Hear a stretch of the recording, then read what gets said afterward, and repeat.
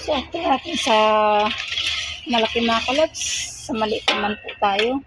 At mayroon dito tayong mga pa-order na maliit. Small chip lang po mga kalabs. So, ayan po ating malaki. So, hindi pa tayo tapos mga kalabs. Wala pa tayo sa halos kalahati pa mga kalabs. Dami pa. Dahil pa nating sasalin. So, ito yung ating small chip lang. Pang party. Pagka mayroong Christmas party, ito yung ating ginagawa para sa Christmas party, kahit anong event po mga kalabs. So, ito yung ating small litchi flan. So, matrabaho po siya pero sulit naman. Nag-enjoy naman po tayo sa ating ginagawa.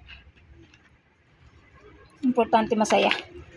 Masayahan din ang ating mga kalabs. Matikman ang ating litchi flan. Mahirap pero masaya. Yan ang importante mga kalabs sa ating ginagawa. So, ganyan lang yan pagtakip mga kalabs. Kailangan siya ma-push para malak. Kasi pag hindi siya nalock, pasukin ng tubig sa loob. Okay. Ayun. Kailangan tumunog siya.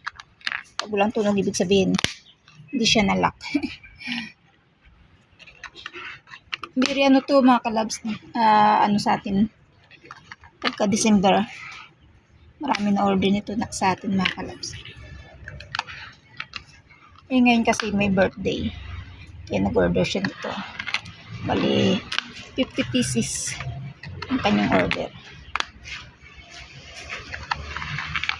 Since na maramihan tayo magluto, pinagdagan ko na din mga kalabs kasi wala na rin tayong stock na malalaki. So, ayan, dinagdagan ko na lang siya. Para may stock po tayo. Tsaka, ayan pa. Marami pa po yan.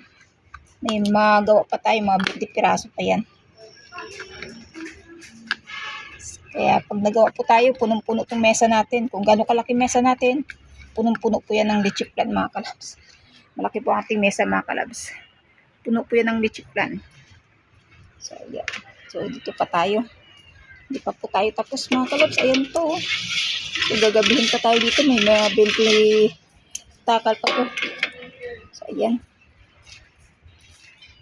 Thank you for watching mga kalabs. Work muna ang inyong lingkod. Thank you so much. Kung sino po gusto magkaroon ng extra income, PM nyo lang po ako mga kalabs.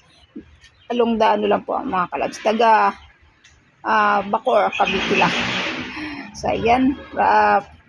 By Lalamove. So, yan pong ating extra income every ber. So, ayan mga kalabs. Thank you for watching. Sipag-sipag mo na ang inyong lingkod mga kalabs para makadagdag sa ating pang araw-araw. So, ayan. Thank you. God bless everyone.